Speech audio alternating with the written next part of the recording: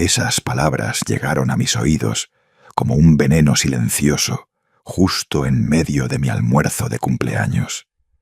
Jaime, mi hijo, se inclinaba sobre la mesa, susurrando al oído de su esposa Carmen. Pensaron que no podía escucharlos por encima del murmullo de conversaciones y el tintineo de los cubiertos. Pensaron que estaba demasiado distraído, cortando mi pastel de 3 leches, sonriendo para las fotos que mi sobrina Esperanza insistía en tomar desde todos los ángulos. Pero lo escuché, y lo más terrible no era la traición en sí, sino la naturalidad con la que hablaban, como quien pide un café o comenta sobre el clima, como si despojarme de mi casa, lo único que había construido con mis propias manos durante 40 años, fuera tan simple como cambiar el canal de televisión. Carmen asintió. Vi cómo sus ojos se desviaron hacia mí por una fracción de segundo, buscando confirmar que no había notado nada.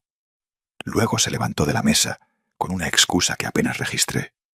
Algo sobre ir al banco, sobre un trámite urgente, sobre regresar pronto.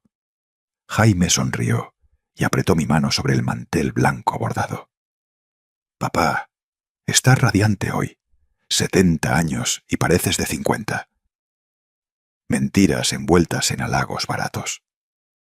Observé cómo Carmen se alejaba por el pasillo del restaurante, sacando las llaves del coche de su bolsa, mirando hacia nuestra mesa una vez más.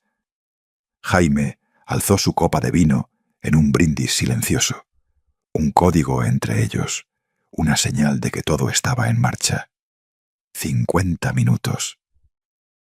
Ese fue el tiempo que Carmen tardó en regresar. Durante ese lapso, Jaime se dedicó a entretenerme con una dedicación casi teatral. Me mostró fotos de mis nietos en su celular, aunque los veo cada semana. Preguntó por mi salud, si había renovado mis medicamentos, si necesitaba ayuda con las compras del mes. Cada pregunta era una distracción calculada, cada sonrisa una máscara perfectamente ensayada. Esperanza, mi sobrina, también estaba en la mesa. No sabía nada. Eso era obvio. Hablaba animadamente sobre su nuevo trabajo en la maquiladora, sobre un viaje que planeaba hacer a Cancún, inocente y ajena a la obra que se desarrollaba frente a ella. Continué el juego. Asentí, reí en los momentos apropiados, probé cada platillo que trajeron. Por fuera era el abuelo complaciente, celebrando otro año de vida. Por dentro, cada segundo parecía una eternidad. Cada minuto un recordatorio de que en ese exacto momento alguien intentaba robarme todo. Pero había algo que Jaime no sabía, algo que Carmen descubriría muy pronto. Cuando finalmente regresó, su rostro lo decía todo. Entró al restaurante como un fantasma, con la piel tan pálida que parecía enferma. Sus manos temblaban visiblemente mientras se aferraba al respaldo de la silla. Su frente estaba perlada de sudor, a pesar del aire acondicionado que mantenía fresco el lugar. Jaime se levantó inmediatamente, alarmado. «¿Qué pasó? ¿Por qué tardaste tanto?» Carmen me miró, luego a Jaime, luego otra vez a mí. En sus ojos había algo que nunca había visto antes. Miedo genuino, mezclado con incredulidad. Abrió la boca 2 veces antes de que finalmente salieran las palabras, quebradas y sin aliento. «Algo salió mal. Tu papá, la casa». Se desplomó en la silla como si sus piernas hubieran dejado de sostenerla.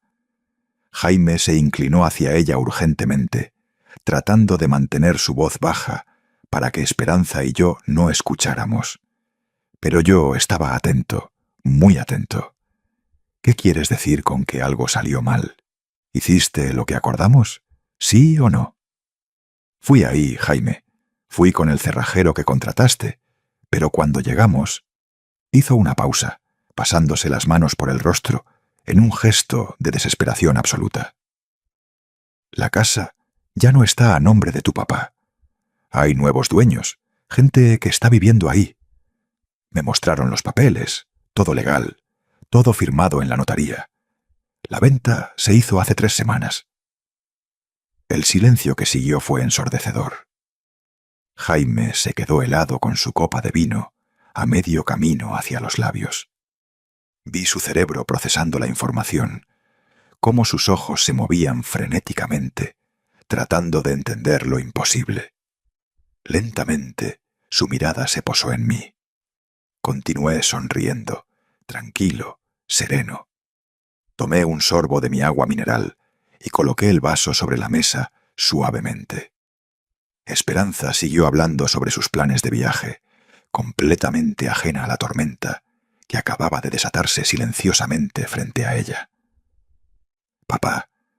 La voz de Jaime era controlada, pero podía sentir la tensión vibrando bajo cada sílaba. «¿Vendiste la casa?» «Sí, hijo, la vendí», respondí. No había necesidad de mentir, no había necesidad de disculparme. Era mi casa, mi propiedad, el resultado de 40 años de trabajo como enfermero en el Hospital General de IMSS. De turnos nocturnos que destruyeron mi espalda, de sacrificios que él nunca supo, porque me aseguré de que tuviera todo lo que necesitaba. ¿Cuándo? ¿Por qué no nos dijiste nada? Hace 3 semanas, y no necesitaba decirles nada, no necesitaba su permiso.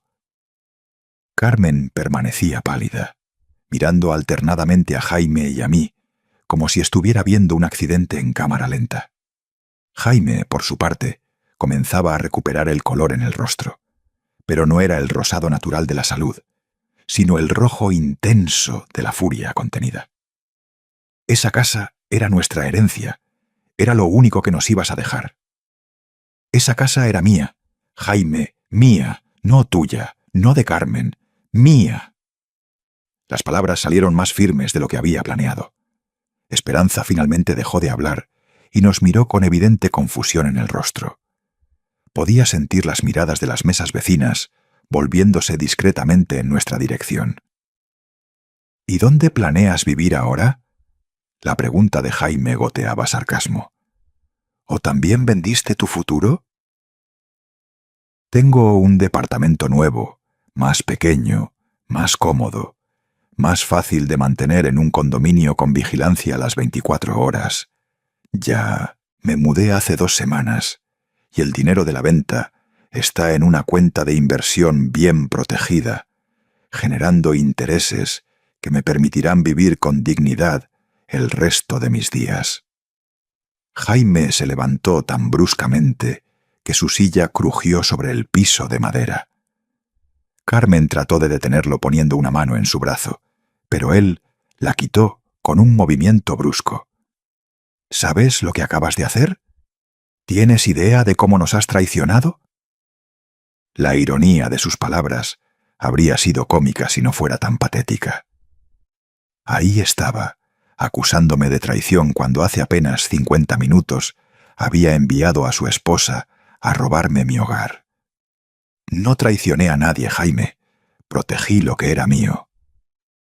Para entender cómo llegué a ese momento, sentado en un restaurante, viendo a mi propio hijo desmoronarse frente a mí, necesito retroceder 42 años en el tiempo, a cuando tenía 28 años y acababa de convertirme en viudo con un niño de 3 años en mis brazos.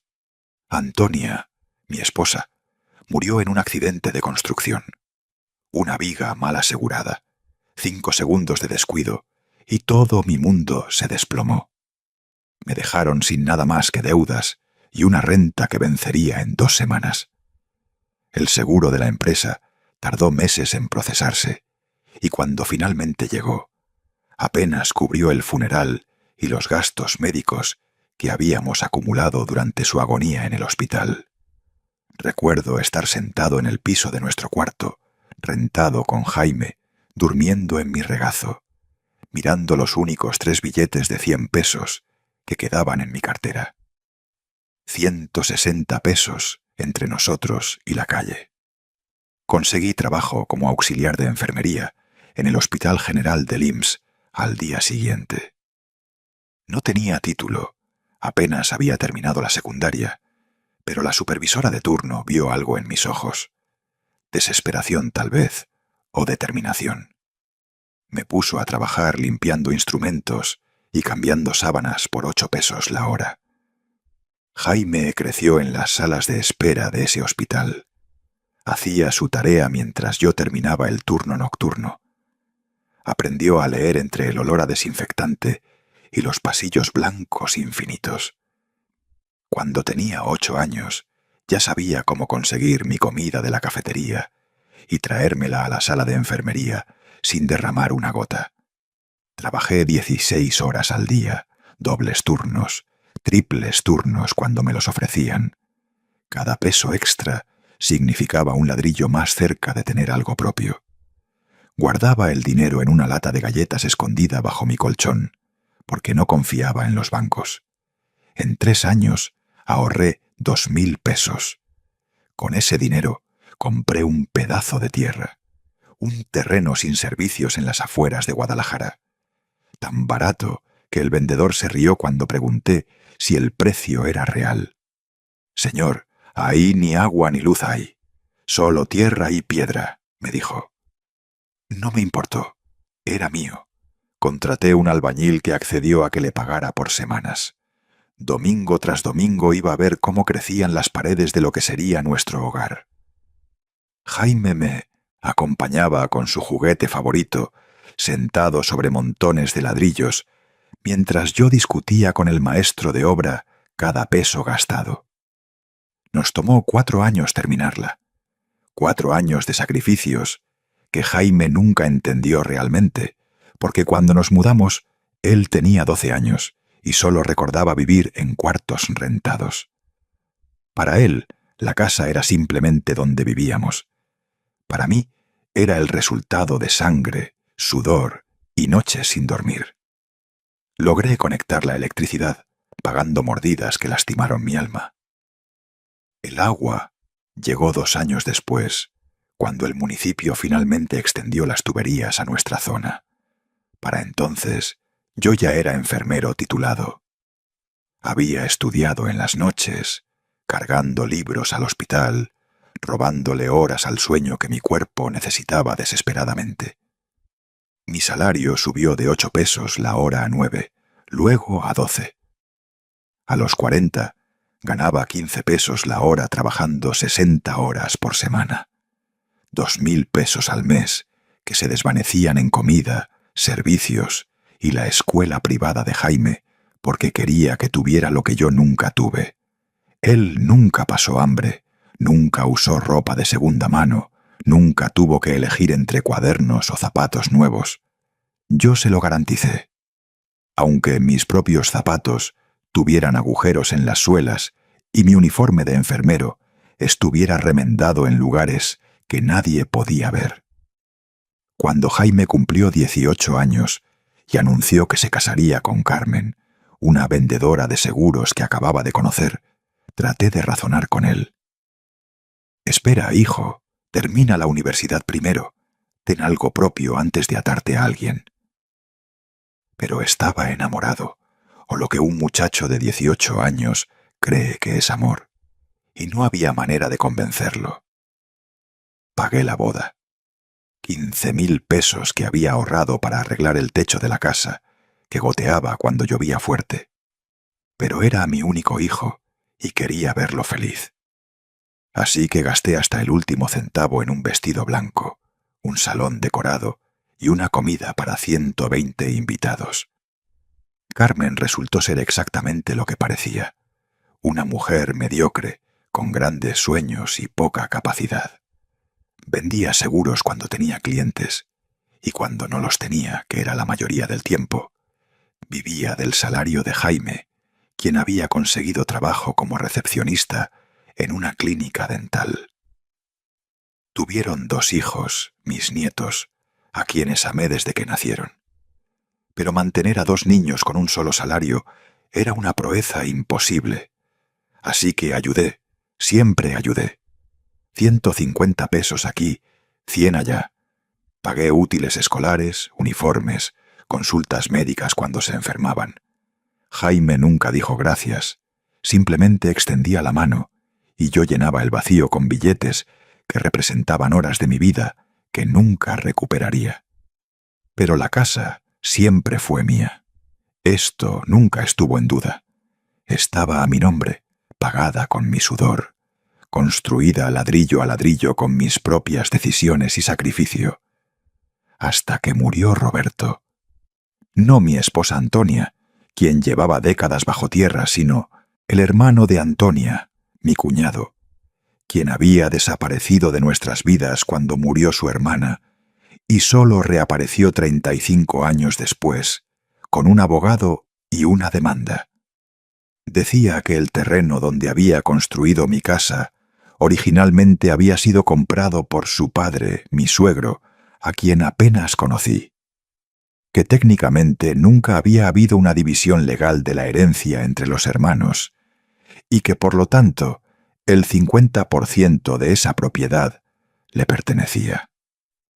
Apareció con papeles amarillentos, con sellos que parecían legítimos, con un abogado que hablaba con palabras técnicas diseñadas para confundir y asustar. Exigía que vendiera la casa y le diera la mitad del dinero, o que le pagara 150.000 pesos por su parte.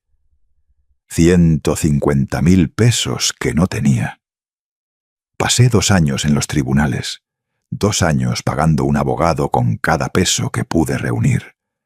2 años durmiendo 3 horas por noche, trabajando turnos extra para cubrir los honorarios legales que aumentaban cada mes como una enfermedad incurable.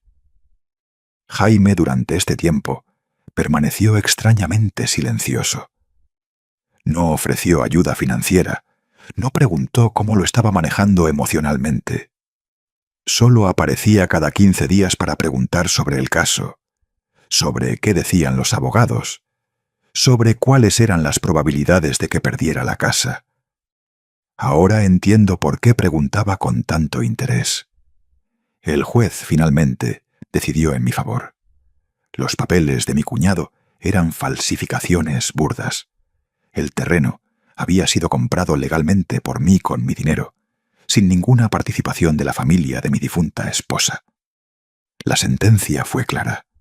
La propiedad era 100% mía, sin ninguna deuda u obligación hacia nadie. Pero el proceso me costó 90.000 pesos en honorarios legales. Me costó 2 años de mi vida. Me costó mi salud, porque desarrollé presión alta debido al estrés constante. Y me costó algo más valioso. Me costó ver la verdadera naturaleza de mi hijo. Porque cuando el juez dictó la sentencia y salí del tribunal llorando de alivio, Jaime no me abrazó, no celebró conmigo. Me miró con algo en los ojos que me tomó semanas identificar. Era decepción. Decepción porque había ganado, porque la casa seguía siendo mía, porque su plan silencioso de heredarla pronto se había desvanecido ante un juez que reconoció la verdad. Los meses siguientes a la victoria legal fueron extraños. Jaime comenzó a visitarme con más frecuencia, pero sus visitas tenían un propósito que me tomó tiempo entender completamente. Llegaba con Carmen los domingos por la tarde, siempre con alguna excusa de que los niños querían ver a su abuelo, que pasaban por ahí, que hacía mucho que no compartíamos una comida. Pero noté cosas, pequeños detalles que un padre aprende a detectar después de décadas de conocer a su hijo. La manera como sus ojos recorrían las habitaciones, como si estuviera inventariando cada mueble. Cómo Carmen preguntaba casualmente sobre el valor de la propiedad ahora que el barrio había mejorado. Las conversaciones que terminaban abruptamente cuando yo entraba a la habitación. Una tarde, mientras preparaba café en la cocina, los escuché hablar en el patio trasero. La ventana estaba ligeramente abierta y sus voces llegaban claramente. «Tiene 70 años, Carmen. No va a vivir para siempre». Era la voz de Jaime cargada de una frialdad que heló mi sangre. Lo sé, Pero no podemos simplemente esperar a que él, ya sabes. Carmen sonaba incómoda, como si tuviera que enfrentar realidades desagradables. ¿Por qué no? Es una herencia legítima. Soy hijo único. Todo esto será nuestro eventualmente. Eventualmente no nos sirve. Los niños necesitan una casa más grande ahora. Necesitamos ese dinero ahora. Estamos pagando renta cuando podríamos estar viviendo aquí. Lo sé. Créeme, lo sé. Pero no puedo simplemente pedirle que me dé la casa. Acabamos de salir de un proceso donde peleó como un león para conservarla. Entonces, convéncelo de que la venda y te dé el dinero, o de que la ponga a tu nombre. Dile que es para protegerlo de futuros problemas legales. Hubo un largo silencio. Luego, Jaime habló otra vez, y su voz era calculadora, pensativa. Podría funcionar, pero tendría que ser gradual. Primero convencerlo de que viva con nosotros unos meses, que la casa es demasiado grande para él solo. Luego sugerir que la rente mientras tanto. Y finalmente... ¿Y finalmente qué? Y finalmente hacerle ver que lo más sensato es transferirla a mi nombre, para su propio bien, para su seguridad. Serví el café con manos temblorosas. Cada palabra era una puñalada silenciosa. No era el hecho de que quisieran la casa lo que me dolía. Era la manipulación, la frialdad con que planeaban desarmarme, pieza por pieza. Salí al patio con la bandeja de café y galletas, sonriendo como si no hubiera escuchado nada. Ellos también sonrieron, tomaron sus tazas, hablaron del clima y de los nietos. Actores perfectos en una obra que acababa de descubrir había estado funcionando durante meses. Las semanas siguientes confirmaron mis sospechas. Jaime comenzó a hacer comentarios sobre lo solo que debía sentirme en esa casa tan grande. «Papá, tienes 4 recámaras y solo usas una. ¿No te parece un desperdicio?» Carmen mencionaba artículos que había leído sobre personas mayores que sufrían accidentes en casas de 2 pisos. «Las escaleras son peligrosas a tu edad, Ricardo. Una caída y podrías terminar en el hospital. Mayores». Esa palabra comenzó a aparecer frecuentemente en sus conversaciones, como si mis 70 años me hubieran transformado automáticamente en alguien incapaz de cuidarse a sí mismo, como si el hecho de tener pelo gris y arrugas significara que mi cerebro había dejado de funcionar. Una noche, Jaime llegó con una carpeta llena de folletos. «Mira, papá, investigué condominios para la tercera edad, lugares hermosos donde tendrías compañía, actividades, enfermeras disponibles las 24 horas. No necesito enfermeras, yo soy enfermero. Pero estás envejeciendo, y estos lugares son maravillosos. Mira, este tiene jardines, salón de baile, hasta clases de yoga. ¿Y cuánto cuesta este paraíso?» «Bueno, es una inversión. 8.000 pesos al mes. Pero si vendes la casa, tendrías suficiente para...» «No voy a vender mi casa para encerrarme en un asilo de lujo, Jaime». Su rostro se endureció por una fracción de segundo antes de recuperar la sonrisa de dulce preocupación. «No es un asilo, papá. Es una comunidad. Y no digo que lo hagas ahora. Solo considéralo. Para tu propio bien». «Para mi propio bien». Estas 4 palabras se convirtieron en el estribillo constante de cada conversación. Todo era para mi propio bien. Mudarme con ellos era para mi propio bien. Vender la casa era para mi propio bien.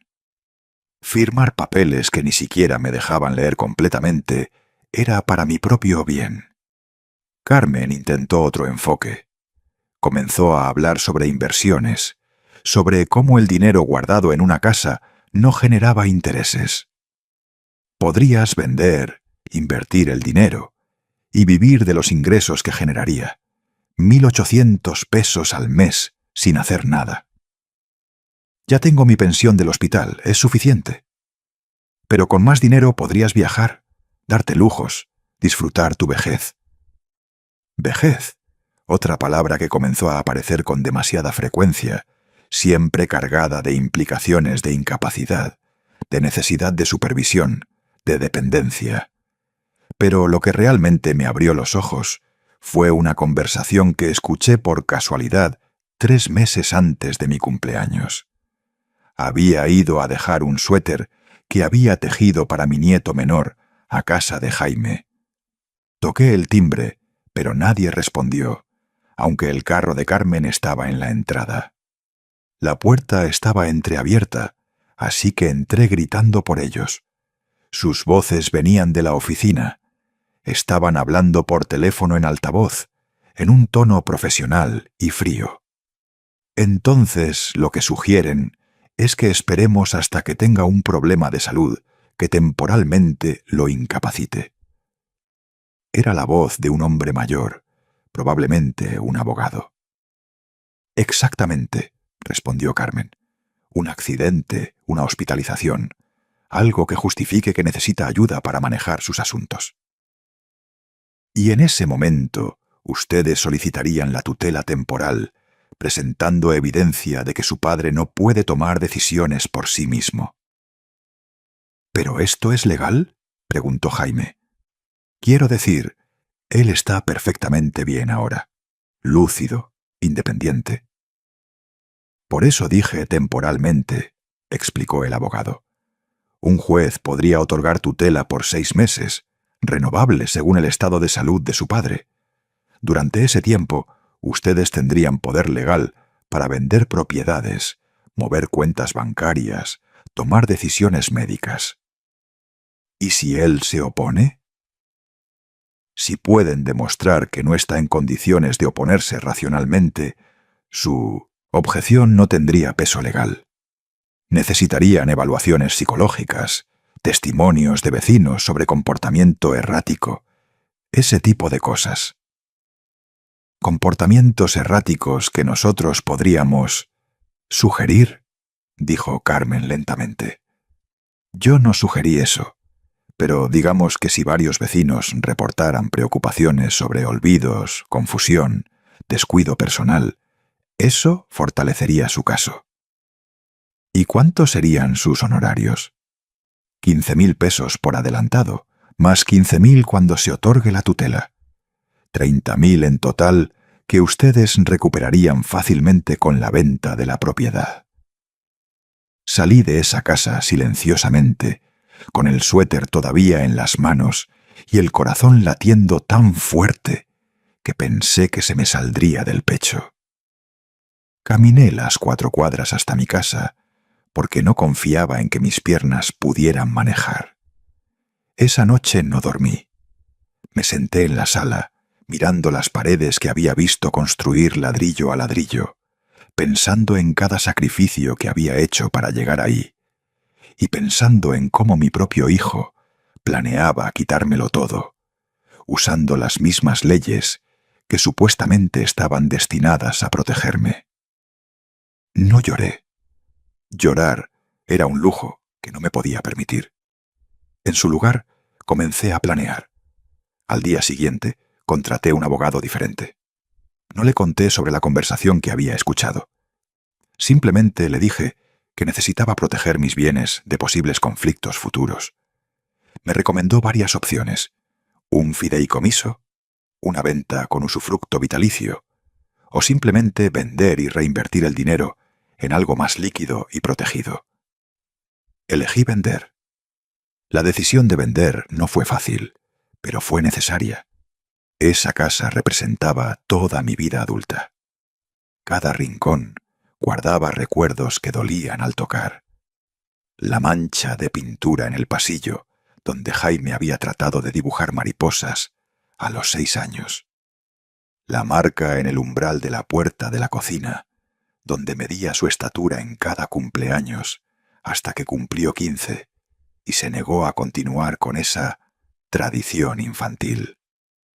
El jardín que había cultivado con mis propias manos, donde crecían las rosas que Antonia amaba antes de morir. Pero los recuerdos no pagan traiciones de mala fe.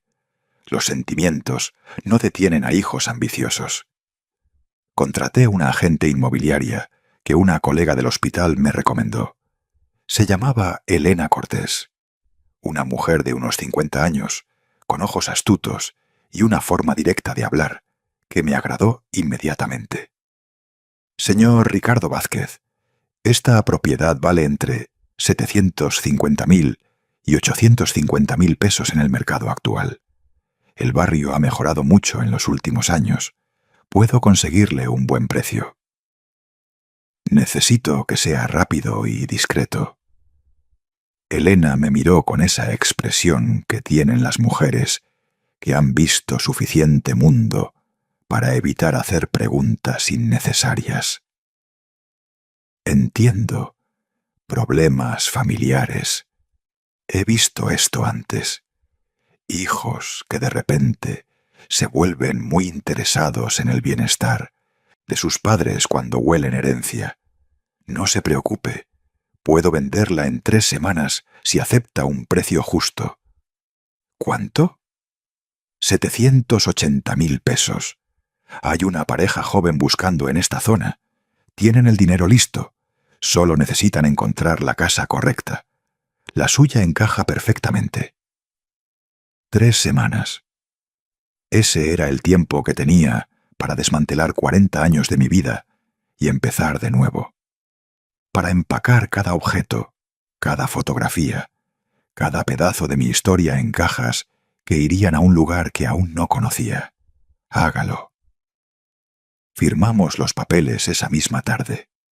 Elena me explicó cada cláusula, cada término legal, asegurándose de que entendiera exactamente lo que estaba haciendo. La venta sería en efectivo, sin financiamiento, lo que significaba que podía concluirse en menos de un mes, en cuanto encontráramos al comprador. ¿Y dónde planea mudarse?, me preguntó mientras guardaba los documentos en la carpeta. No lo sé aún. Necesito algún lugar pequeño, seguro, donde nadie sepa dónde estoy. Conozco un condominio en el centro. Departamentos para personas mayores, pero no es un asilo. Son departamentos independientes con vigilancia, las 24 horas, cámaras, portero. Muchas enfermeras jubiladas viven ahí. Puedo conseguirle uno de una recámara por 2.200 pesos al mes. ¿Puedo verlo hoy? Fuimos esa misma tarde. El edificio era moderno, de 6 pisos con una fachada limpia y un pequeño jardín bien cuidado en la entrada. El portero saludó a Elena por su nombre. Claramente había traído clientes antes. El departamento del 3er piso estaba vacío y olía a pintura fresca. Una sala pequeña con ventana a la calle. Una cocina americana con electrodomésticos nuevos. Una recámara lo suficientemente grande para mi cama y un closet. Y un baño completo con barras de seguridad ya instaladas. Es perfecto. ¿No quiere pensarlo? No hay nada que pensar. Me lo quedo. Firmé el contrato ese mismo día. Pagué 3 meses por adelantado con el dinero que tenía ahorrado. 6.600 pesos. Dolió sacarlos de mi cuenta, pero era una inversión en mi libertad. Durante las siguientes 2 semanas viví una doble vida. De día seguía siendo el viejo que Jaime conocía, el padre disponible, el abuelo complaciente, el hombre mayor que supuestamente necesitaba ayuda con todo. De noche empacaba en secreto ropa, documentos importantes, fotografías, los pocos objetos de valor sentimental que no podía dejar atrás. Contraté una pequeña empresa de mudanzas, de esas que no hacen preguntas y trabajan en efectivo. Pagué 700 pesos para que movieran todo al nuevo departamento en un día que sabía que Jaime estaría trabajando. Jaime continuó visitándome con más y más frecuencia, siempre con Carmen, siempre con esa expresión de preocupación que ahora reconocía como completamente falsa. traían comida que no había pedido, ofrecían hacer reparaciones a la casa que no necesitaban hacerse. Preguntaban constantemente por mi salud. «Papá, te ves cansado. ¿Estás durmiendo bien?» «Perfectamente, hijo. Es que noto que has estado distraído últimamente. Ayer me llamaste y me dijiste lo mismo 2 veces». «¿En serio? No lo recuerdo». Mentía. Sabía exactamente lo que estaba haciendo. Estaba creando su narrativa, documentando síntomas que luego usarían contra mí. Cada visita era un registro mental de supuestos olvidos, confusión, señales de deterioro cognitivo que existían solo en la conveniencia de su imaginación. Carmen tomaba fotos. Pensó que no me daba cuenta, pero la escuché sacar su celular y capturar imágenes del interior de la casa, los muebles, las habitaciones, todo lo que luego reclamarían como parte del patrimonio familiar que debía preservarse. 2 días antes de que se concluyera la venta, Jaime llegó con una propuesta. «Papá, Carmen y yo hemos estado pensando. ¿Qué te parece venir a vivir con nosotros unos meses? Solo para probar. Podrías quedarte en el cuarto de huéspedes. Estarías acompañado. No tendrías que preocuparte por la casa». ¿Y qué pasaría con esta casa mientras tanto? Podríamos rentarla, sacar algunos ingresos extra que te vendrían bien. Yo me haría cargo de encontrar inquilinos confiables, cobrar la renta, todo. Tú solo tendrías que disfrutar estar con tu familia. Era tan obvio que dolía. Una vez que estuviera viviendo con ellos, una vez que la casa estuviera rentada a nombre de Jaime, sería cuestión de tiempo hasta que encontraran la manera de quitármela permanentemente. Un papel firmado aquí, una supuesta emergencia médica allá, y perdería todo sin siquiera darme cuenta hasta que fuera demasiado tarde. Déjame pensarlo. No hay mucho que pensar, papá. Es para tu propio bien. Ahí estaba otra vez, para mi propio bien, como si fuera incapaz de saber qué era mejor para mí. Dame una semana. ¿Una semana? Pero piénsalo en serio. Ya no estás en condiciones de vivir solo, papá. A tu edad cualquier cosa puede pasar. Se fueron esa noche y terminé de empacar, caja tras caja, de toda una vida reducida a cartón y cinta adhesiva. La venta se concluyó un martes por la tarde en la notaría. La pareja compradora, Pedro y Camila Oliveros, eran exactamente lo que Elena había prometido. Profesionistas jóvenes con un bebé en camino, buscando su primer hogar. Tenían los ojos brillantes de quien apenas está empezando. La misma ilusión que yo había tenido 40 años atrás, cuando compré ese terreno vacío. «Cuidaremos muy bien su casa, señor Ricardo Vázquez», dijo Camila con sinceridad genuina. «Podemos sentir todo el amor que hay en cada rinconcito». Casi lloré, casi, pero me mantuve firme. Sonreí. Firmé cada papel que el notario puso frente a mí.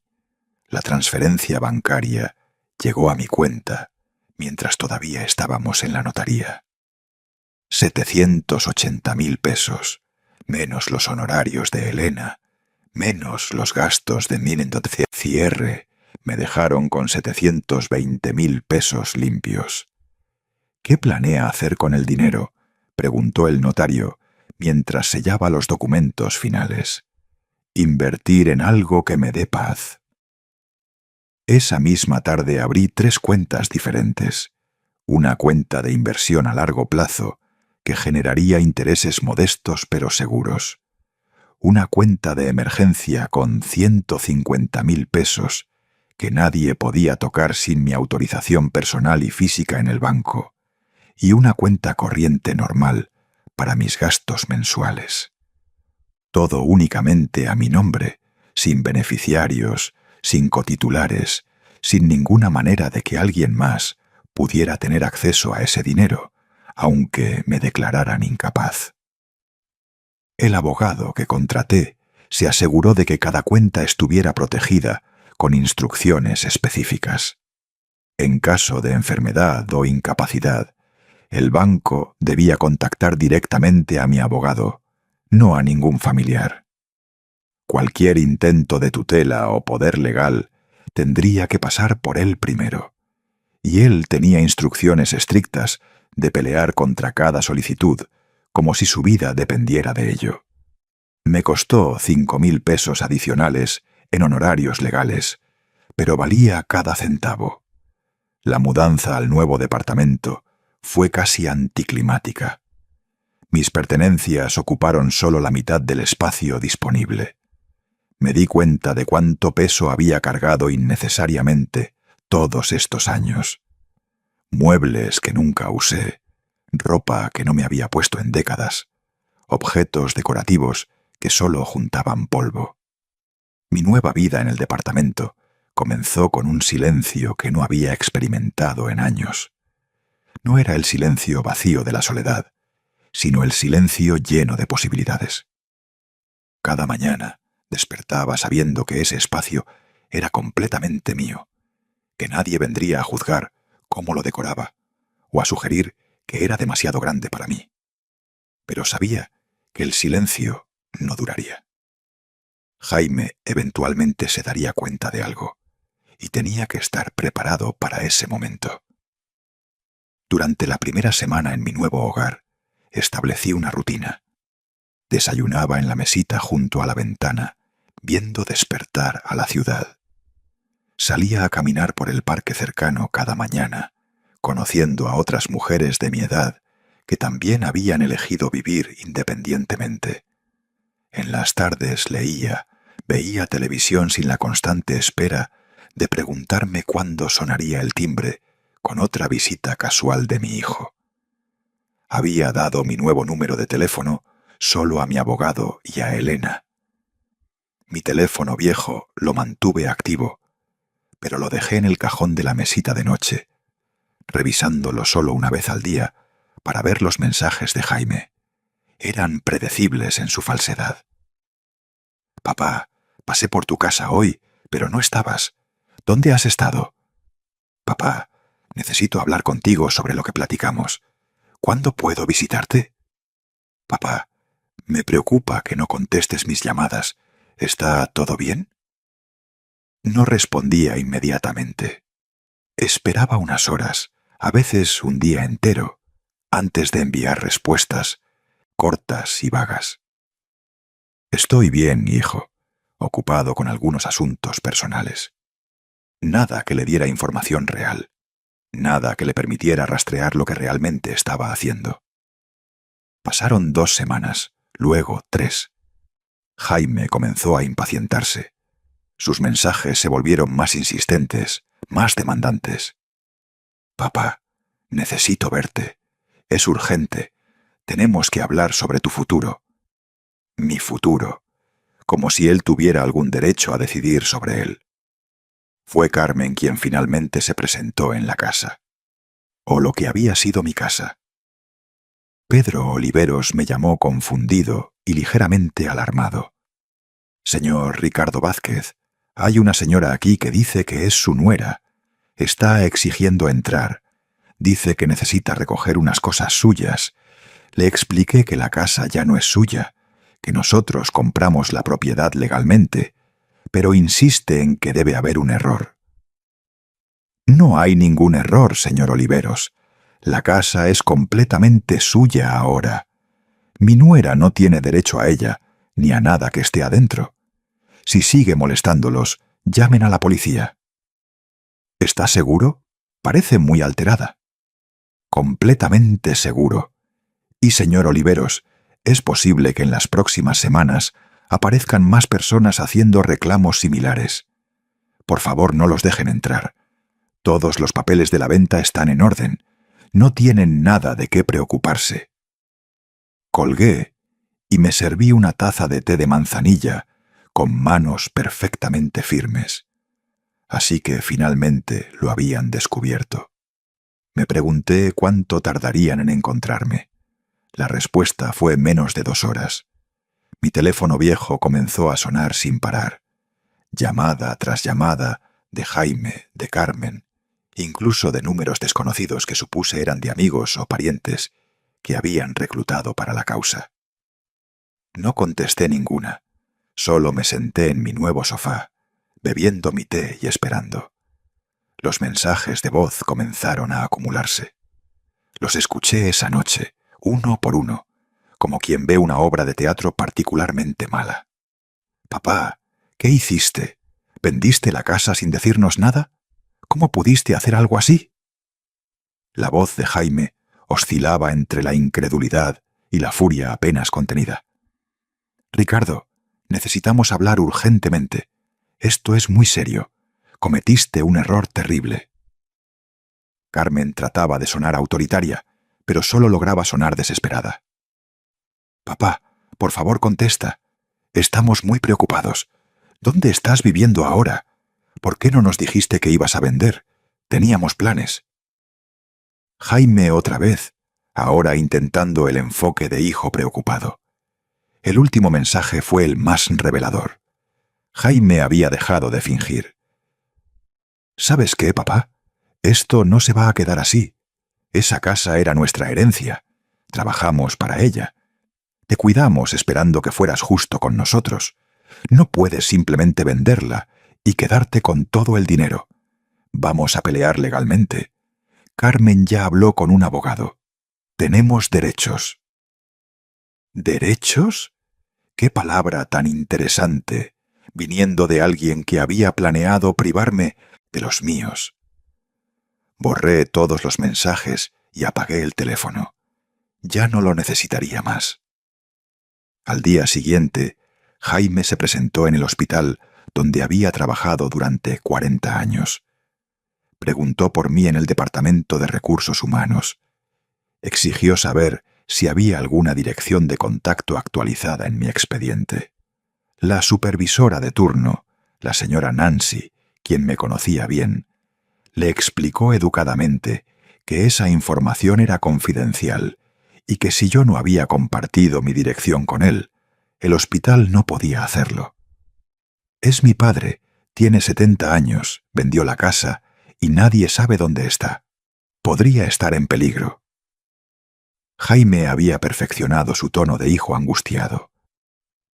«Su padre trabajó aquí 40 años, joven. Lo conozco personalmente. Es uno de los hombres más capaces e inteligentes que he conocido. Si decidió no compartir su ubicación con usted, estoy segura de que tiene sus razones». Nancy no se dejaba manipular fácilmente. Me enteré de esta conversación porque la supervisora me llamó esa misma tarde riéndose. «Ricardo, tu hijo vino hoy haciendo un escándalo. ¿Está todo bien? ¿Necesitas ayuda?» «Todo está perfectamente bien, Nancy. Solo un hijo que no puede aceptar que su padre todavía tiene derecho a tomar sus propias decisiones». «Ah, yo tuve uno de esos también. Querían ponerme en un asilo para quedarse con mi casa.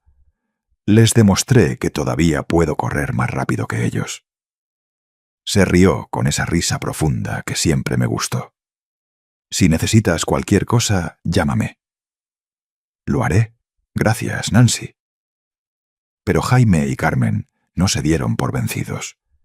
Comenzaron a buscarme sistemáticamente. Fueron a todos los lugares donde sabían que solía ir. La iglesia del barrio, el supermercado donde había comprado durante años, la casa de Esperanza, mi sobrina. Esperanza me llamó preocupada. «Tío Ricardo, Jaime estuvo aquí. Dijo que vendiste tu casa y desapareciste. Que está muy preocupado por ti. ¿Qué está pasando?» «Estoy bien, Esperanza. Solo tomé algunas decisiones sobre mi vida que a Jaime no le gustaron, pero son mis decisiones». «¿Vendiste la casa?» «Sí». «¿Y estás viviendo solo en algún lugar?» «Estoy viviendo muy bien en un lugar seguro, con mi dinero protegido y mi tranquilidad intacta». Hubo silencio. Luego, Esperanza suspiró. «Jaime me pidió que tratara de convencerte de ir a vivir con ellos si te veía. Dijo algo sobre que no es seguro que vivas solo a tu edad. ¿Y tú qué piensas? Pienso que eres el hombre más fuerte que conozco. Y si tomaste esta decisión, fue por una buena razón. Pero también pienso que Jaime está realmente molesto. Dice que va a pelear en los tribunales. Que pelee. No tiene base legal. Tío, ¿qué pasó realmente? Le conté no todo, pero lo suficiente. La conversación que había escuchado sobre la tutela, los planes para manipularme, el abogado dispuesto a ayudarlos, a privarme de mi autonomía y mis bienes. Esperanza estuvo callada durante mucho tiempo. Cuando finalmente habló, su voz temblaba con una mezcla de ira y tristeza. No puedo creer que sea capaz de esto. Es tu hijo. Por eso duele tanto. ¿Qué vas a hacer ahora? Nada. Ya hice lo que tenía que hacer. Protegí mis bienes, aseguré mi independencia, y ahora voy a vivir el resto de mi vida en paz. Lo que Jaime haga o deje de hacer ya no es mi problema. Pero sabía que Jaime no se daría por vencido tan fácilmente. Lo conocía demasiado bien. Cuando quería algo, no paraba hasta conseguirlo, o hasta que la realidad lo golpeara lo suficientemente fuerte como para hacerlo desistir. Y aún no habíamos llegado a ese punto. Pasaron 3 semanas de silencio relativo. No intentó contactarme directamente, ni apareció en los lugares donde solía verme.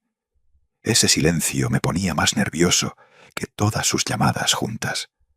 Significaba que estaba planeando algo, reagrupándose, preparando su próximo movimiento. Mi abogado me llamó un viernes por la tarde.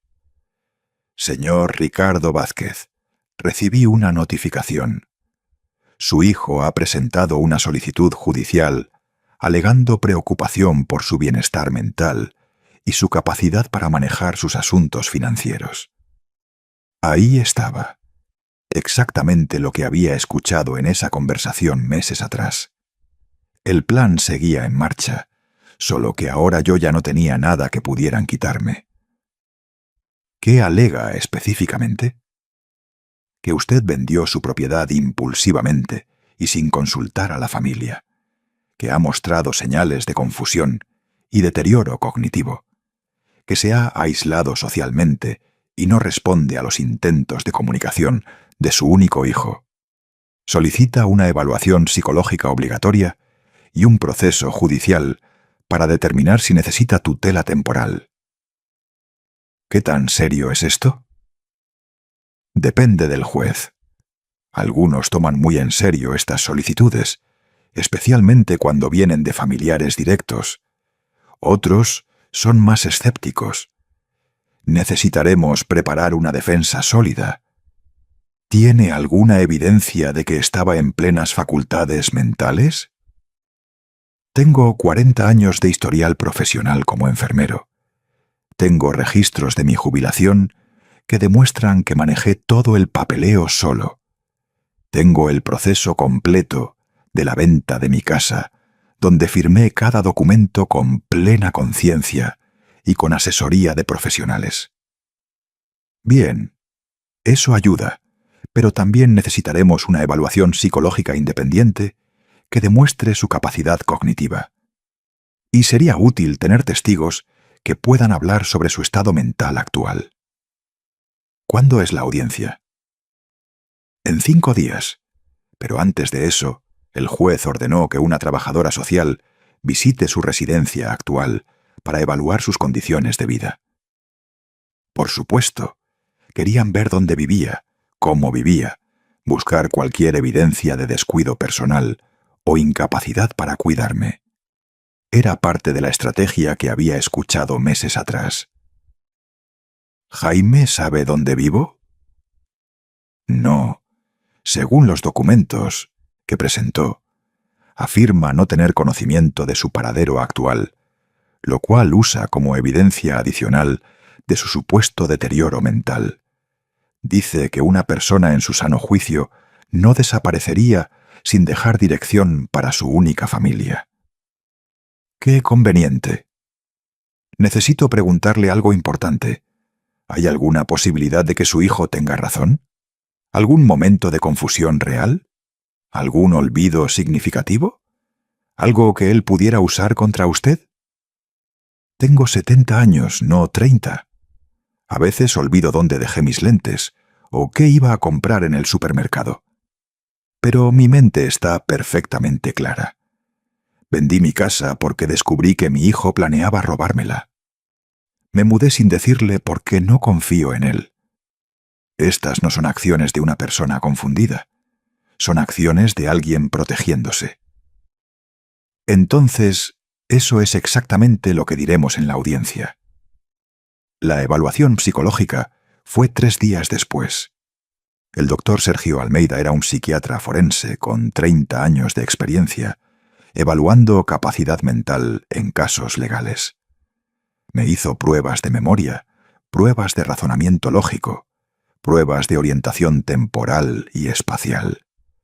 Me pidió resolver problemas matemáticos, recordar listas de palabras, explicar el significado de dichos populares. Señor Ricardo Vázquez, sus resultados están muy por encima del promedio para su edad. No hay evidencia de deterioro cognitivo, demencia o incapacidad mental de ningún tipo. Su memoria a corto y largo plazo funcionan perfectamente. Su capacidad de razonamiento es excelente. Desde un punto de vista clínico, usted está completamente capacitado para manejar sus propios asuntos. ¿Puede ponerlo por escrito? Ya lo tengo. Mi reporte estará disponible para el juez antes de la audiencia. La trabajadora social llegó a mi departamento un martes por la mañana. Era una mujer joven, probablemente de unos 35 años, con una tableta en la mano y una expresión profesionalmente neutra. Señor Ricardo Vázquez, soy Marisa Compas, trabajadora social asignada por el tribunal. Necesito hacer algunas preguntas y observar sus condiciones de vida actuales. Pase, por favor. Caminó lentamente por el departamento, tomando notas. Revisó la cocina, el baño, la recámara. Abrió el refrigerador y vio que estaba bien surtido con comida fresca. Revisó el botiquín y vio mis medicamentos organizados y al día. Observó que el departamento estaba limpio, organizado, decorado con buen gusto. ¿Vive solo aquí? Sí. ¿Quién le ayuda con las compras, la limpieza, la preparación de comidas? Nadie. Lo hago yo mismo. ¿Tiene alguna dificultad para realizar estas tareas? Ninguna. Fui enfermero durante 40 años. Sé perfectamente cómo cuidarme. ¿Por qué se mudó de su casa anterior?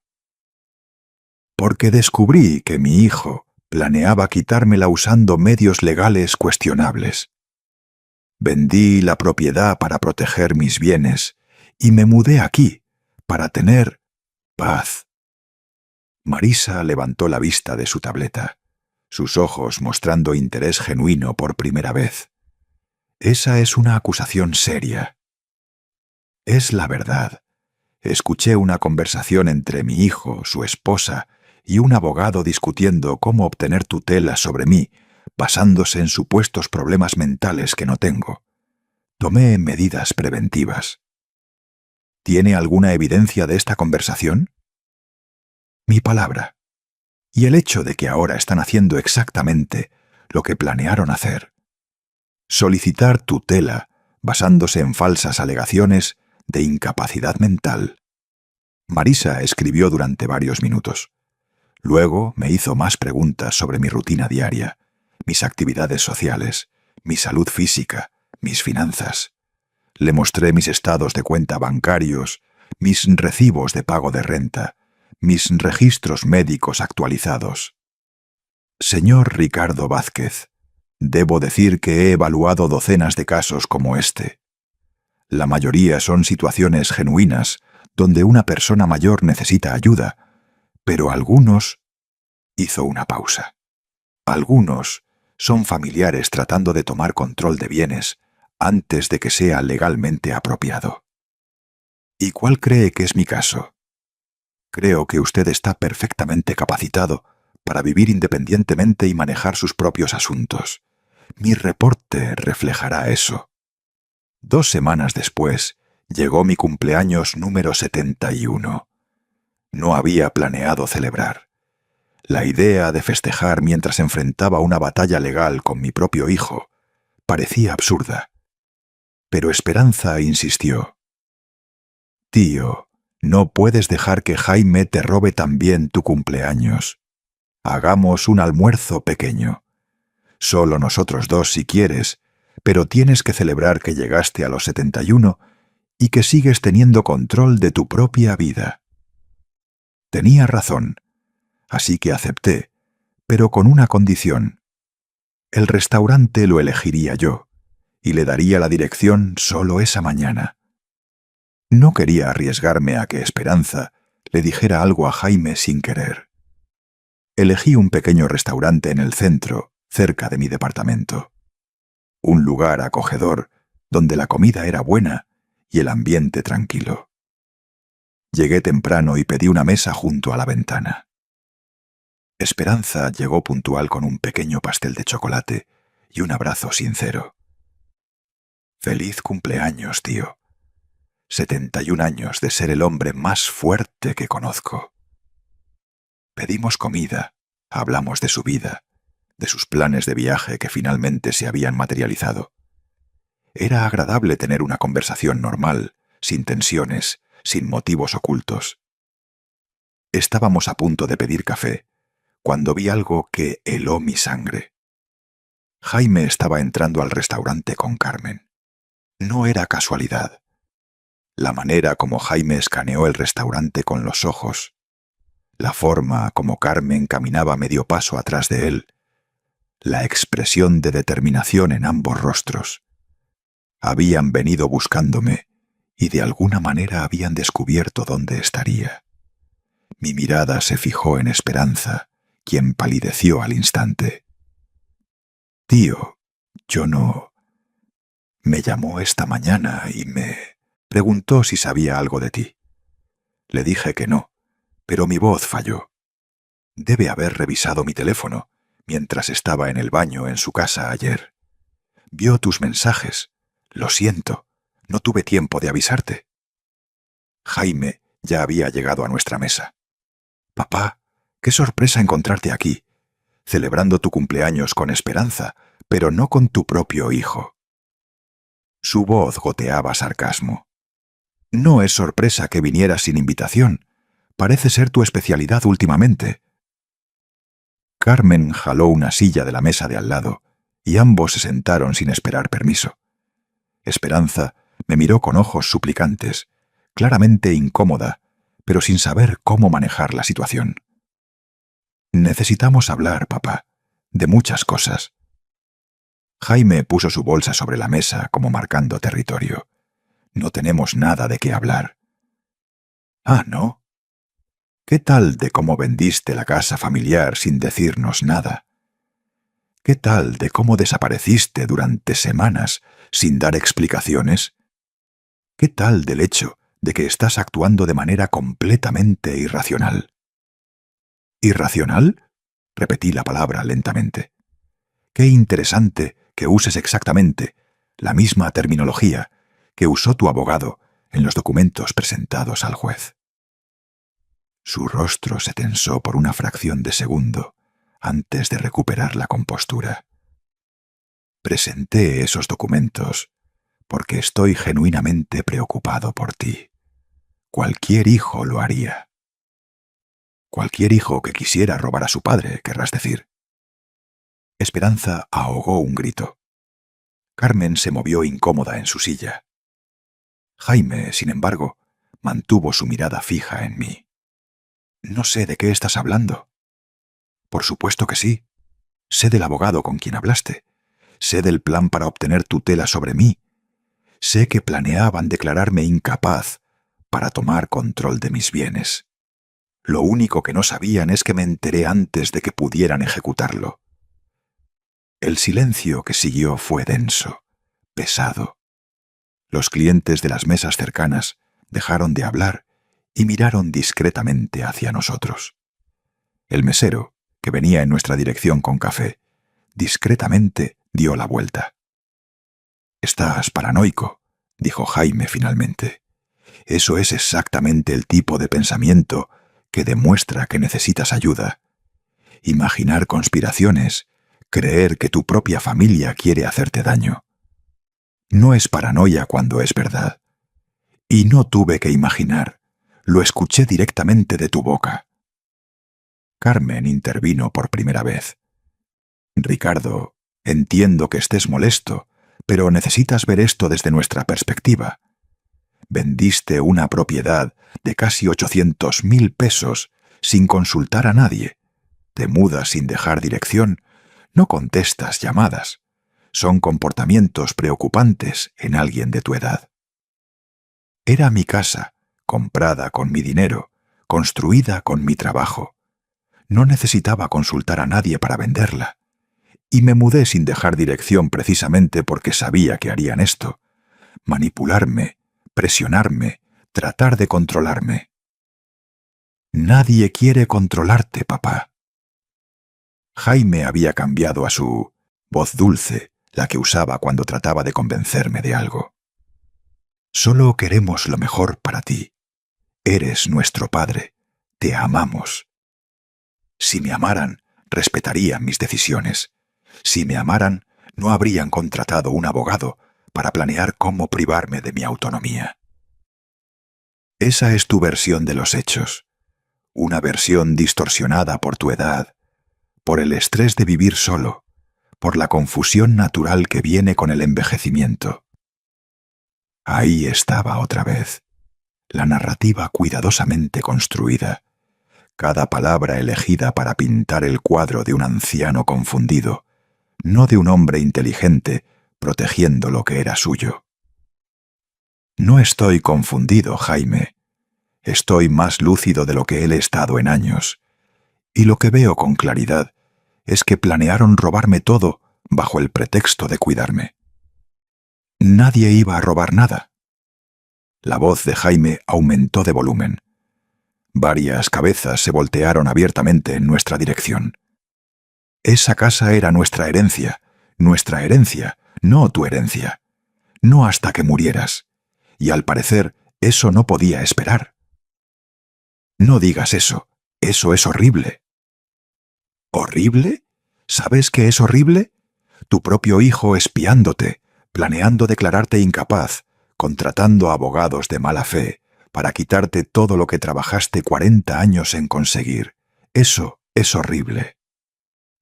Carmen se inclinó hacia adelante, con las manos entrelazadas sobre la mesa. Mira, Ricardo, seamos prácticos. Vendiste la casa, perfecto. Pero ese dinero es demasiado para que lo maneje una persona de tu edad sola. Pueden estafarte.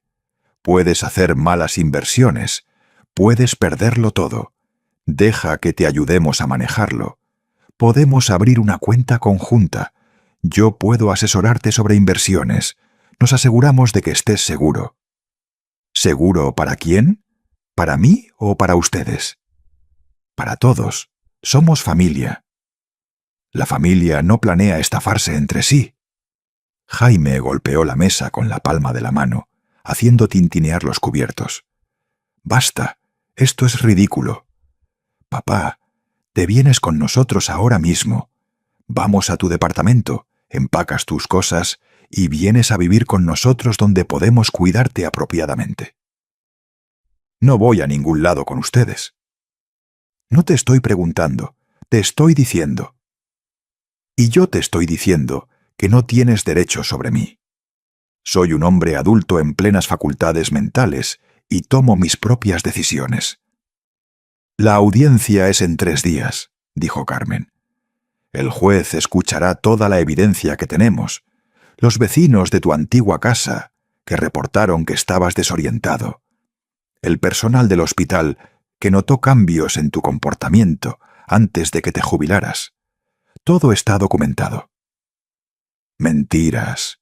Cada palabra es una mentira cuidadosamente plantada. Deja que presenten lo que quieran. Tengo mi propia evidencia. evaluaciones psicológicas que demuestran mi capacidad mental completa, reportes de la trabajadora social confirmando que vivo independientemente sin problemas, y sobre todo, la verdad. ¿La verdad? Jaime se rió amargamente. Tu verdad es que eres obstinado, terco, negándote a aceptar que necesitas ayuda.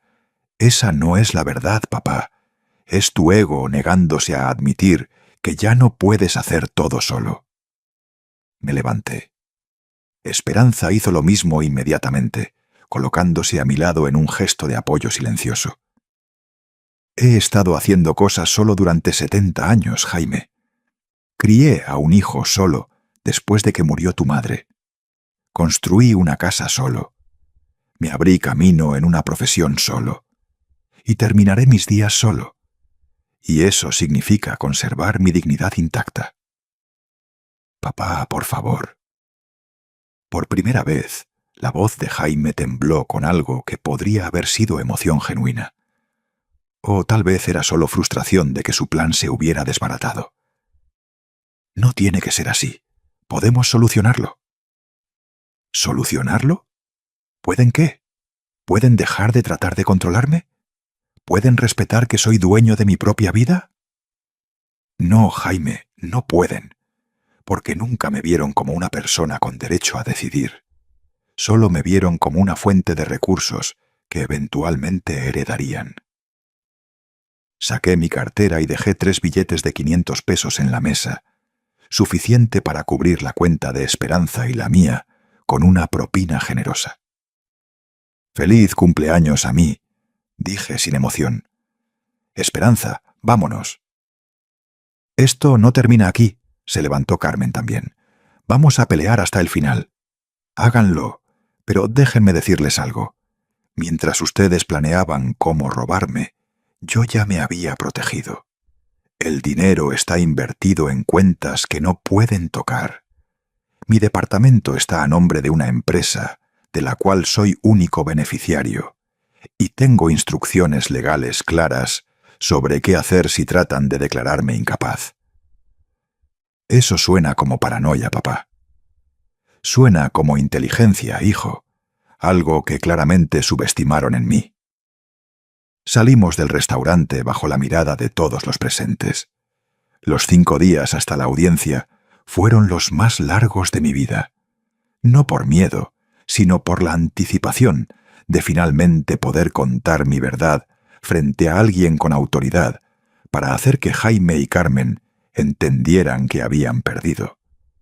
Mi abogado, doctor Claudio Guerrero, me preparó exhaustivamente. Revisamos cada detalle de mi caso, cada documento, cada pieza de evidencia.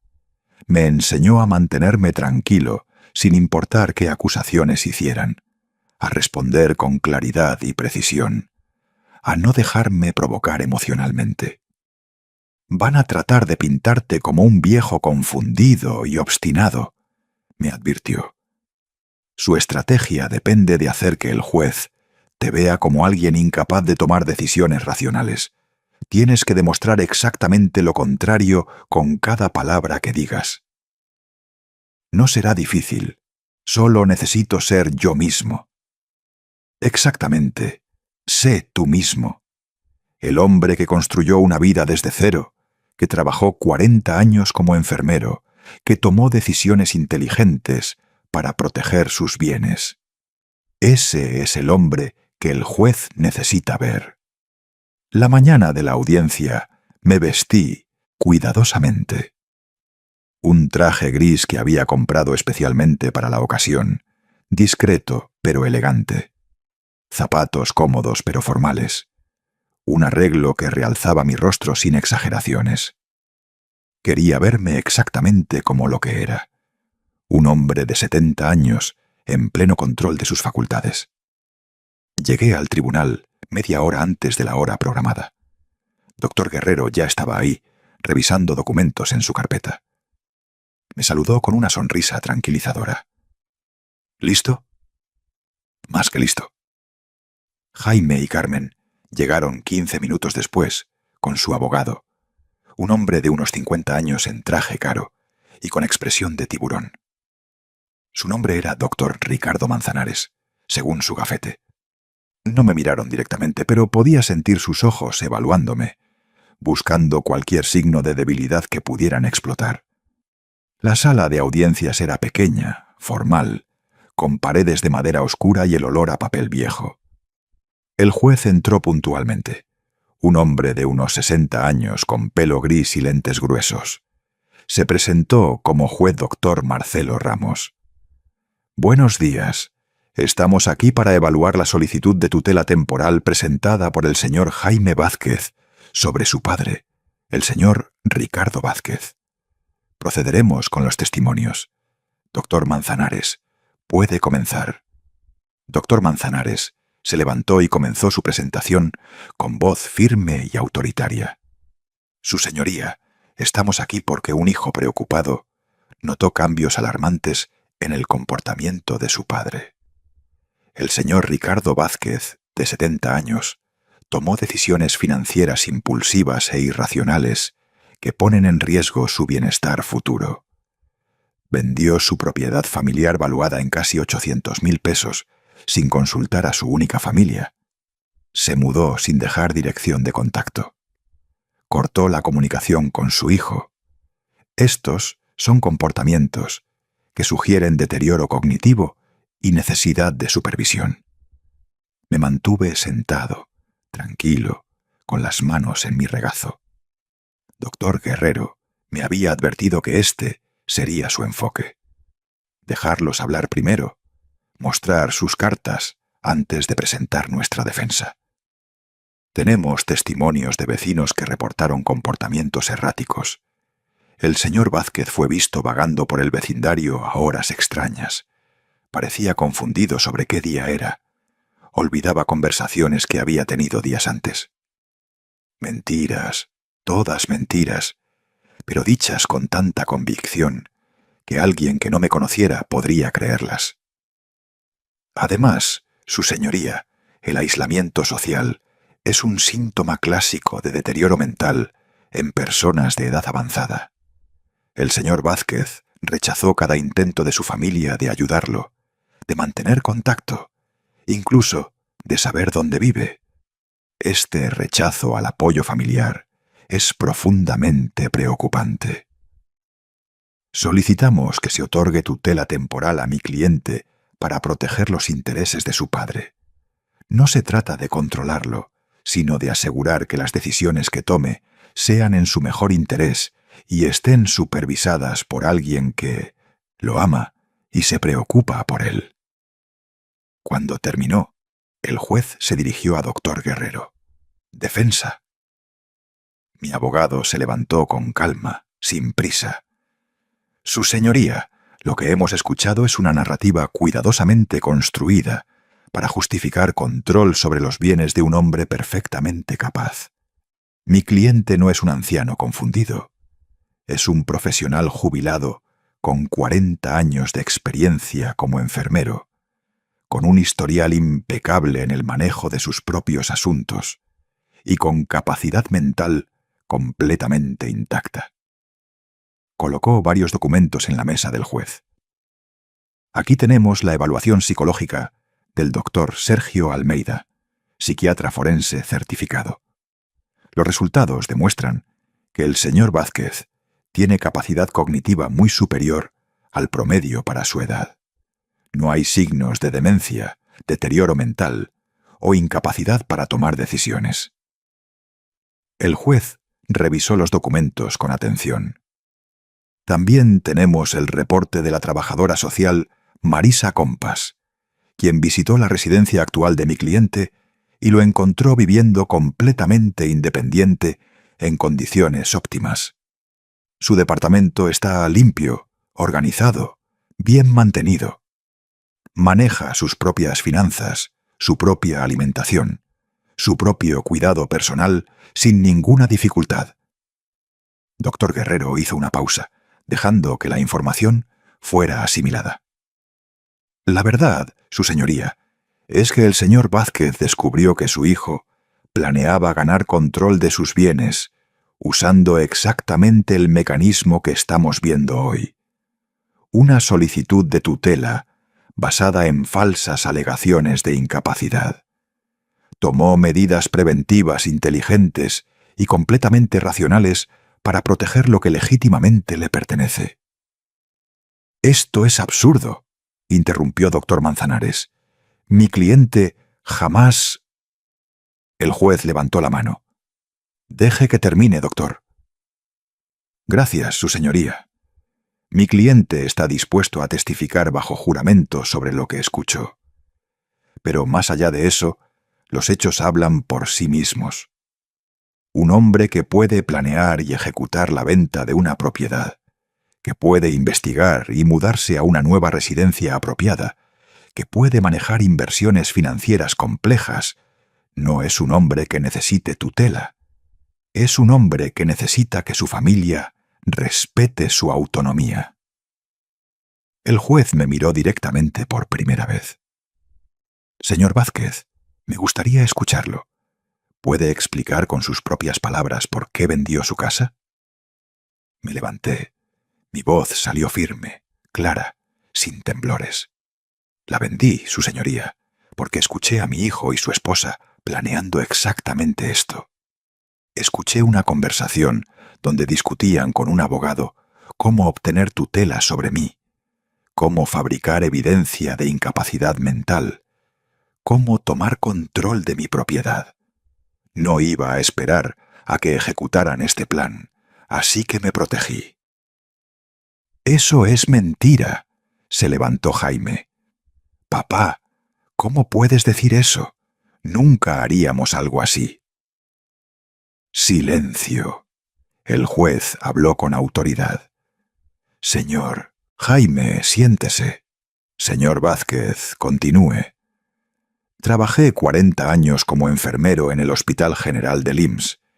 Crié a mi hijo solo después de quedar viudo. Compré tierra y construí mi casa con mi propio dinero, ladrillo a ladrillo. Defendí esa propiedad en un juicio que me costó 2 años y 90.000 pesos. No soy un hombre que toma decisiones impulsivas. Cada decisión que he tomado en mi vida ha sido calculada y pensada.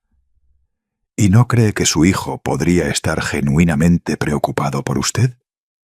Si estuviera genuinamente preocupado, habría respetado mi decisión de vender. Habría preguntado cómo podía ayudarme con la mudanza. Habría celebrado el hecho de que aseguré mi futuro financiero. En lugar de eso, contrató un abogado y presentó una solicitud de tutela. Estas no son acciones de un hijo preocupado, su señoría. Son acciones de alguien furioso porque perdió acceso a una herencia que creía suya. El silencio en la sala era absoluto. El juez me estudió durante un largo momento. «Doctor Manzanares, ¿tiene evidencia concreta del deterioro mental que alega? ¿Evaluaciones médicas, reportes documentados, algo más allá de testimonios anecdóticos?» Doctor Manzanares vaciló por primera vez. «Su señoría, tenemos los testimonios de vecinos que lo vieron confundido. ¿Tiene declaraciones juradas de estos vecinos? ¿Nombres verificables, contactos? ¿O son testimonios de segunda mano que su cliente reportó?» «Su señoría, es común en estos casos que...» «Responda a la pregunta, doctor. ¿Tiene declaraciones juradas verificables o no?» «No en este momento, su señoría, pero podemos obtenerlas si se nos da tiempo». El juez cerró la carpeta frente a él con un golpe seco. Se reclinó en su silla, mirando alternativamente a Jaime y a mí. Luego habló con una voz que no dejaba lugar a interpretaciones. «He revisado toda la documentación presentada. La evaluación psicológica del señor Ricardo Vázquez demuestra capacidad mental completa. El reporte de la trabajadora social confirma que vive independientemente sin problemas. Sus registros financieros prueban que maneja sus asuntos responsablemente. No veo evidencia concreta que justifique tutela, ni siquiera temporal». Jaime palideció. Carmen se aferró al borde de la mesa. «Lo que sí veo», continuó el juez, «es un hombre de 70 años que tomó decisiones inteligentes para proteger sus bienes de lo que él percibía como una amenaza. Esta percepción puede estar bien fundada o no, pero el hecho es que tenía todo el derecho legal de vender su propiedad, mudarse donde quisiera y manejar su dinero como considerara apropiado. No necesitaba el permiso de nadie». El juez miró directamente a Jaime. «Señor Jaime Vázquez, entiendo que pueda estar preocupado por su padre, pero la preocupación no es base legal para quitarle la autonomía a una persona competente. Su padre ha demostrado estar en plenas facultades. Esta solicitud de tutela queda denegada». El golpe del martillo resonó en la sala como un trueno final. «Caso cerrado. Pueden retirarse». Salí de ese tribunal con la cabeza en alto. Jaime y Carmen permanecieron en sus asientos, inmóviles como pilares de sal, viendo un mundo que se había derrumbado a su alrededor. No me volteé a verlos. No tenía nada más que decirles. En la calle, doctor Guerrero me estrechó la mano con una sonrisa genuina. «Fue perfecto, señor Ricardo Vázquez. No podría haber salido mejor». «Gracias, doctor, por todo». «¿Qué hará ahora?» «Vivir, simplemente vivir». Y eso fue exactamente lo que hice. Los días se convirtieron en semanas, las semanas en meses. Jaime intentó contactarme 3 veces más durante el primer mes después de la audiencia. Mensajes de texto que oscilaban entre súplicas y acusaciones. Los ignoré todos. Eventualmente dejó de intentarlo. Esperanza me visitaba cada 2 semanas. Me contaba que Jaime y Carmen habían tenido que mudarse a un departamento más pequeño porque no podían pagar la renta de la casa anterior, que los niños preguntaban por mí, pero Jaime les decía que el abuelo estaba enfermo y no podía recibir visitas. Otra mentira para agregar a su colección. «No te da tristeza, tío. Son tus nietos». Es triste que los esté criando alguien que valora el dinero más que la familia, pero no puedo salvarlos de eso. Solo puedo salvarme a mí. Mi vida en el departamento se convirtió en una rutina cómoda y predecible.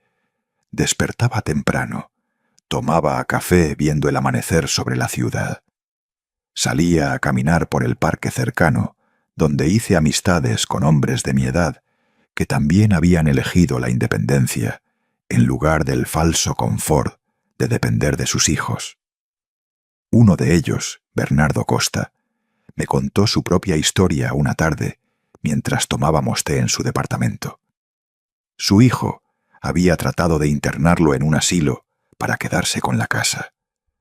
Había peleado en los tribunales, ganado, y ahora vivía en el mismo edificio que yo, 3 pisos arriba. Nuestros hijos crecieron en una época donde todo se les dio fácilmente, me dijo. No entienden el valor del sacrificio porque nunca tuvieron que hacerlo. Y cuando ven que tenemos algo que ellos no tienen, no piensan en trabajar para conseguirlo. Piensan en cómo quitárnoslo. Tenía razón. Habíamos trabajado tan duro para darles una vida mejor que olvidamos enseñarles a valorar el esfuerzo detrás de cada cosa. Con el dinero de la venta de mi casa, después de pagar todos los gastos legales y establecer mis inversiones, quedaron 650.000 pesos bien protegidos. Los intereses generaban aproximadamente 1.800 pesos al mes, que sumados a mi pensión de 3.000 pesos me daban 4.800 al mes, más que suficiente para vivir cómodamente. Me inscribí en clases de pintura en el centro comunitario. Descubrí que tenía talento para los paisajes, especialmente para capturar la luz del atardecer sobre las montañas que rodeaban la ciudad. Mis cuadros comenzaron a decorar las paredes de mi departamento, reemplazando viejas fotografías de una familia que ya no existía como la había imaginado. Un año después de la audiencia, recibí una carta. Era de Jaime. La letra era la misma que había conocido desde que aprendió a escribir de niño. Las palabras eran de un hombre que ya no reconocía. Papá, sé que no tengo derecho a pedirte nada después de todo lo que pasó. Pero Carmen y yo estamos pasando dificultades económicas serias.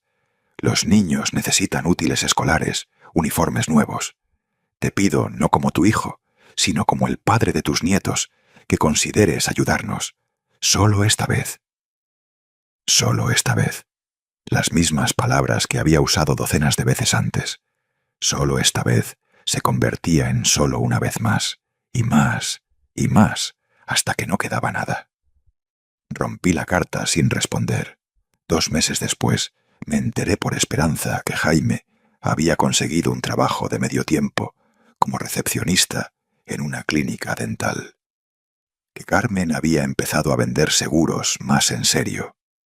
Empujados por la necesidad real, en lugar de la ambición vaga, estaban aprendiendo lentamente a vivir con lo que tenían en lugar de con lo que esperaban heredar. ¿Crees que algún día se disculpe?, preguntó Esperanza. No lo sé, y honestamente ya no importa. No necesito su disculpa para vivir en paz. Esa paz la encontré solo, sin esperar nada de nadie. En mi cumpleaños número 71, Esperanza organizó una pequeña celebración en mi departamento. Vinieron Bernardo y 3 amigos más del edificio. Comimos pastel de chocolate, bebimos vino, reímos recordando nuestras batallas legales y familiares, como guerreros comparando cicatrices de viejas guerras. Bernardo alzó su copa. Por los hombres que se negaron a ser invisibles, que pelearon por lo que era suyo, que eligieron la dignidad sobre la conveniencia, por nosotros. Por nosotros, repetimos todos.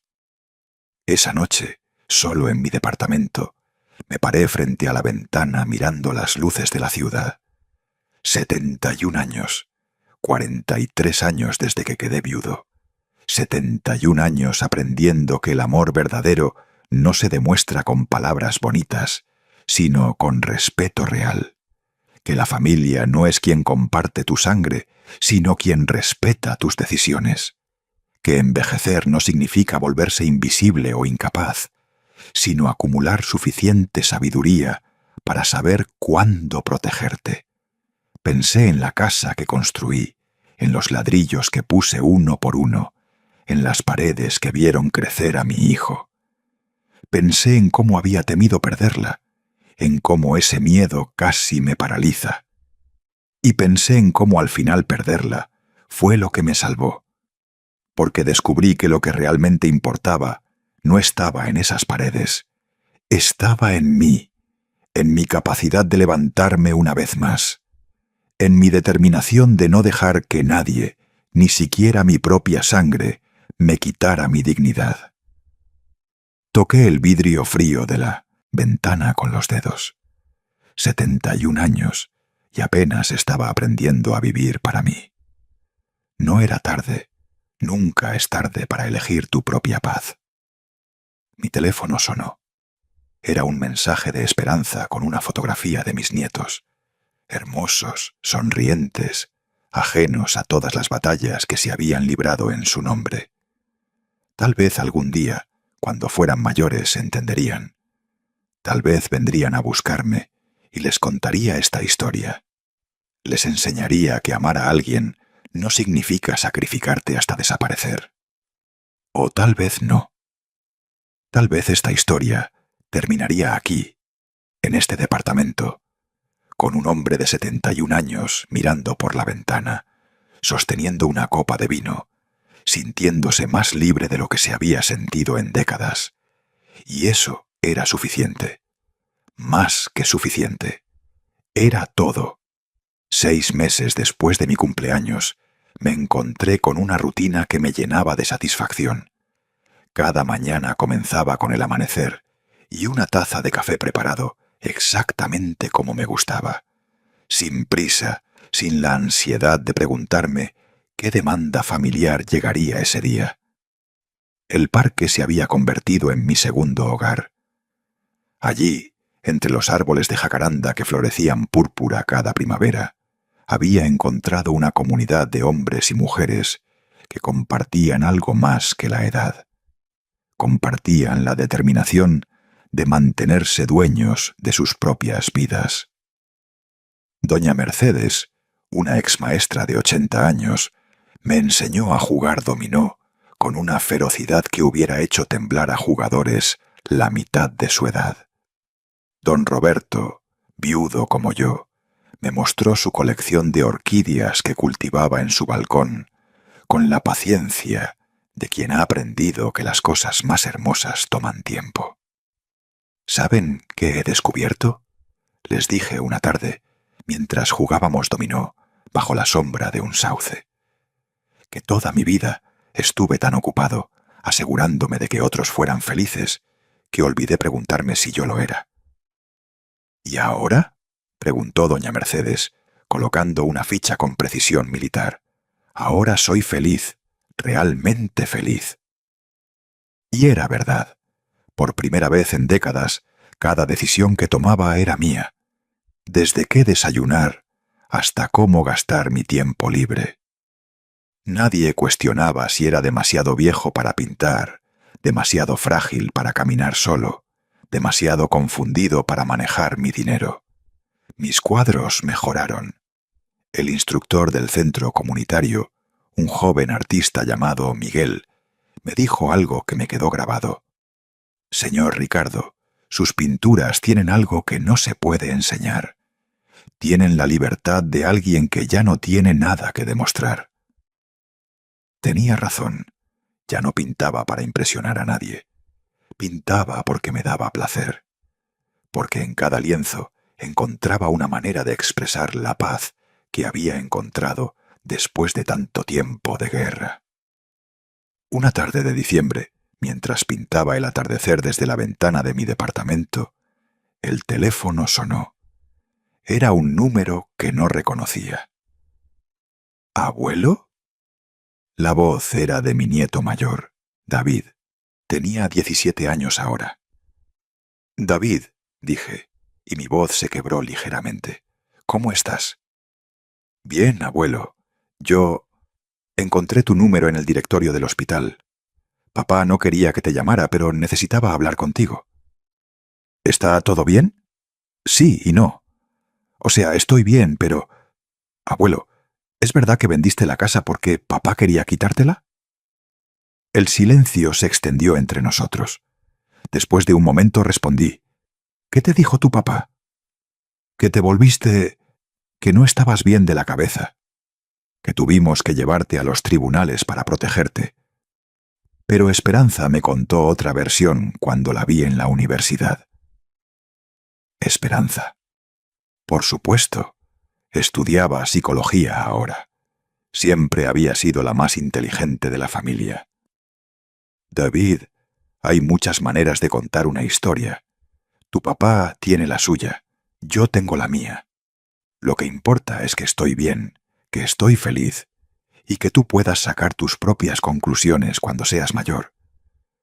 Ya soy mayor, abuelo. Tengo 17, y me gustaría verte, si tú quieres. El corazón se me llenó de algo que no había sentido en mucho tiempo. Esperanza. No la esperanza de que las cosas volvieran a ser como antes, sino la esperanza de que pudieran ser mejores. Me encantaría verte, David, pero antes necesitas saber algo.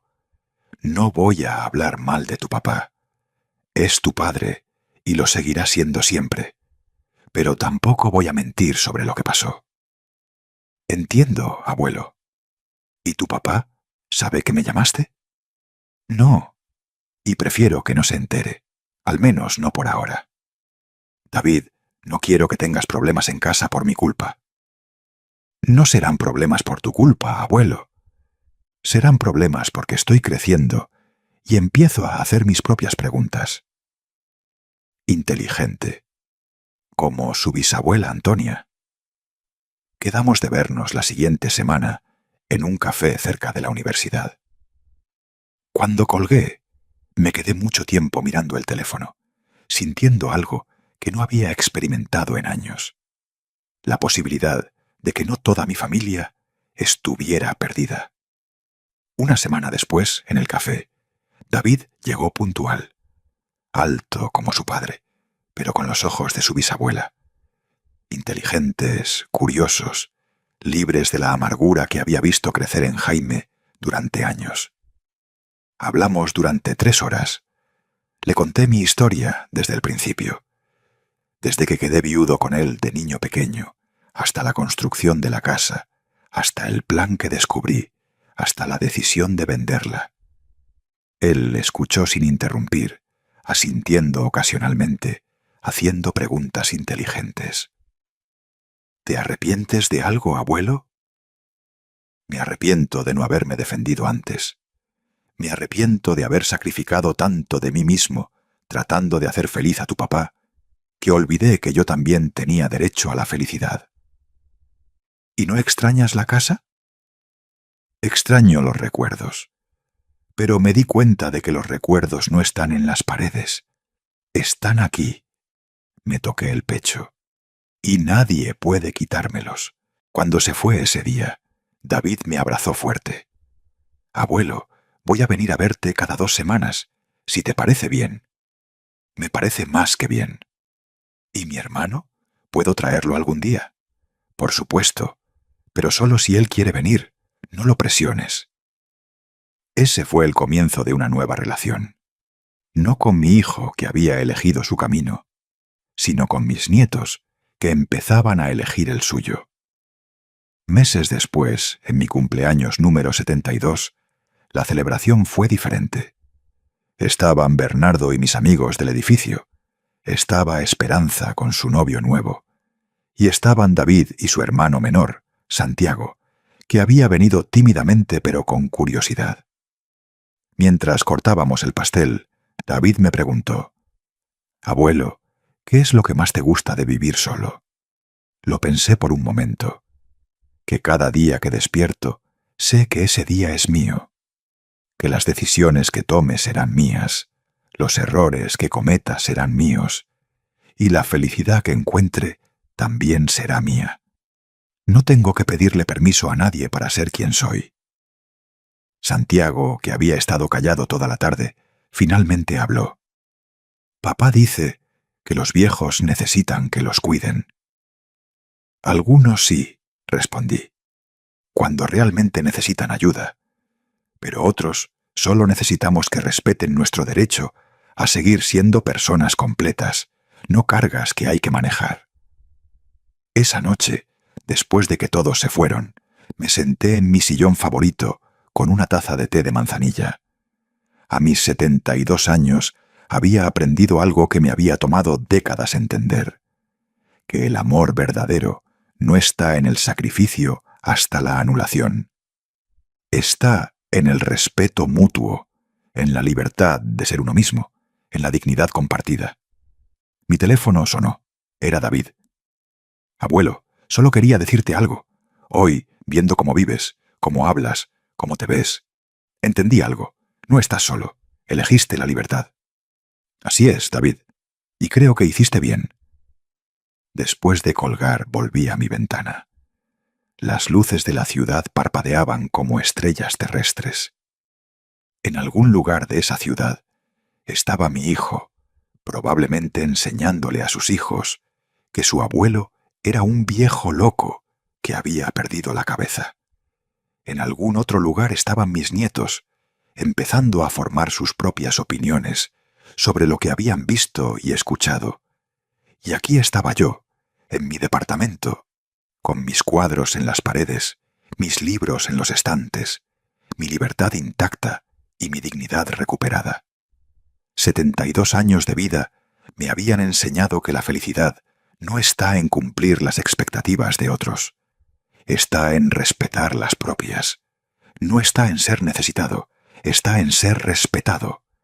Mi historia terminaba como había comenzado, conmigo solo.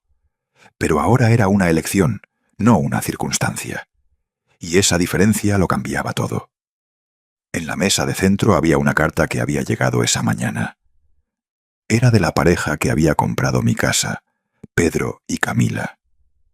Me contaban que habían tenido su bebé, que la casa se había llenado de vida nueva, que sentían mi presencia en cada rincón, como una bendición, no como un fantasma. Esperamos que esté bien, escribían, y esperamos que sepa que su casa está siendo amada como usted la amó. Sonreí. Mi casa tenía nuevos dueños que la valorarían. Mis nietos tenían un abuelo que había elegido la dignidad sobre la conveniencia, y yo tenía algo que había perdido durante años.